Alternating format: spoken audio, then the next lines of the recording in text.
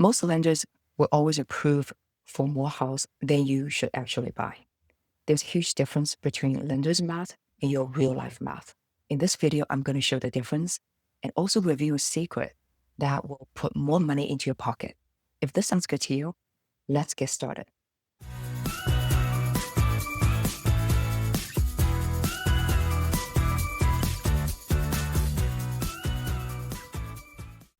The home buying process should be a very predictable process if you just follow the steps in the right order.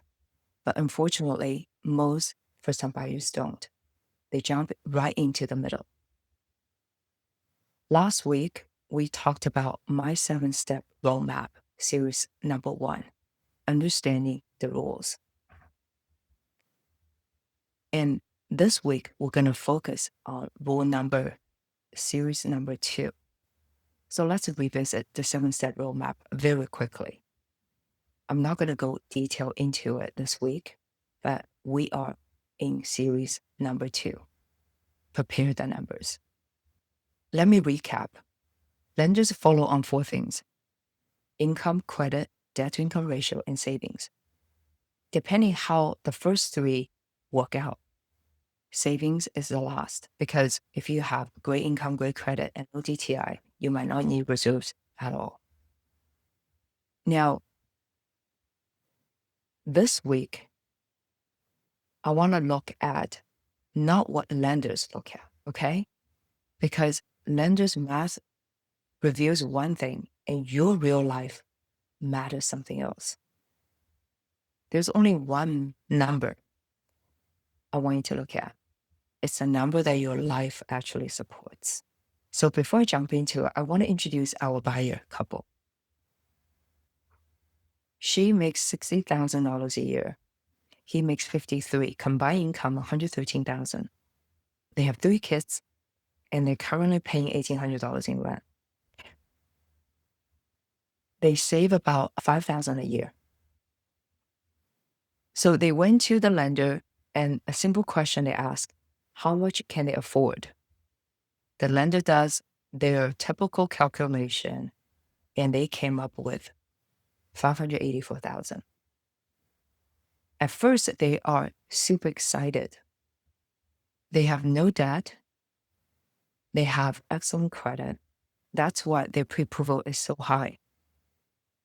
This allows them a huge purchasing power that they can actually get a little bit more than the startup home. It all sounded really great at first, but then she started to panic. She said, I look at this number, I could not come to any sort of conclusion that I can actually afford. I don't blame her, because lenders do not consider your real life expenses, your car expenses, insurance, your utilities, your groceries, your kids, nannies, your personal care.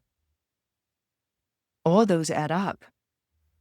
They only care about one ratio that they apply and the recurring debt situation that you have to deal with. Okay, so let's take a look at their real life math. We're going to start, forget about your debt to income ratio. We're going to start with your actual take home pay. This is the cash flow you work with, right? So we back out all their FICA taxes, federal withholdings, retirement, and other deductions. We're working with a $6,000 take home pay. Now we're going to look at all the expenses they have, which includes their recurring debt, their fixed living expenses, like I mentioned before, cars, utilities, groceries, kids. We're also going to add a little bit buffer zone. So after we've done all that, what's left is only $2,600. $2,600. Guess how much house they can buy? Are you guys ready? It's probably not going to be very shocking at all. $323,000 based on a PIT of $2,600. And this is specifically designed for the down payment assistance program as well, okay? Let me just be very clear on this one. Here is the problem. At this price, There's nothing for them to buy. Nothing. She was very disappointed at first. She says, I'm just going to stay renting and keep saving my money until I have enough saved to be able to afford a beginner's startup home in that neighborhood around 400,000. So she need what? 77,000 additional saving just to get to 400,000, correct? What if, okay, I'm going to tell you guys, maybe you guys saw it. What if we fix one thing? That's the big secret. What is it? I'm going to show you guys. The hidden money in their paycheck. So their withholdings, $800 a month. The actual tax they're about to owe is only about $170 a month. So they are giving the government $650 a month, interest-free loan for the last 15 months. Yeah, granted, they will be thrilled they're getting an $8,000 refund, but that 8,000 could easily be translated into extra $600 in their pocket, which allows them a bigger housing budget, right? 26, adding 600, so you're looking at 3,200. All of a sudden, everything changes. Now, how did they get this bigger refund? Because there's a child tax credit, 2,200 each child, and they have 3 under 17. So $6,600 will be used to offset the tax liability. That's where the refund comes into play. Great, I was a former CPA. Wow, that's a big reveal. Voila, I should say that. Voila, because with the new PITI, now they can afford 405,000. So before 323, they can't buy anything. Now they're in the game. Nothing has changed. They will keep the same job, same income, except just a little bit optimized with holdings. So I know many of you guys are like, whoa, Yi, how can I do this? I want to do this on my own. I have made it super easy for you guys.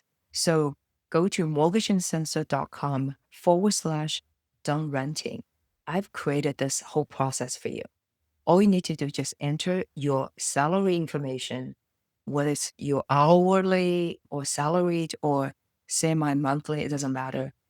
And it's good for single filers and people file jointly. Okay. So we're going to find out if you are getting a refund, we should optimize it or not. That's step number 1, right? Then you follow my budget, figure out exactly what your living expense is going to be. It's going to tell you what your housing final price is going to be. It's a super cool process that every one of you guys should go through. Most lenders won't tell you that. Okay. But that's the difference between the lender's math and your real life math. You guys following me? Okay, so mortgageandcensor.com/done renting. Make sure you have your pay stubs, your real monthly expenses, and also figure out if you want a comfort buffer or not. In some cases, you might not need it if you already have savings goals set up. This budget calculator is specifically for California Down Payment Assistance Program. You can run other loan programs on my website under mortgageandcensor.com/calculator. So go knock yourself out. I've done all these just for you. And for those of you guys who need a little bit hands-on, you can reach out to me, either email me or text me, or you can book a call with me. I have my QR code here. That's my Calendly. Schedule a call with me. There's nothing to lose, everything to gain. I'm here to help you focus on what truly matters to you and get your journey to homeownership faster. Thank you guys so much for watching. If you like this content, please hit the like button and subscribe to my channel. Also, make sure have the notification on so my next series hit, which is going to be very important, is step 3, prepare the pre-approval process. Now that you have done this exercise, the pre-approval will be like a walk in the park. Thank you guys again for watching, and I will see you guys on the next video. All right.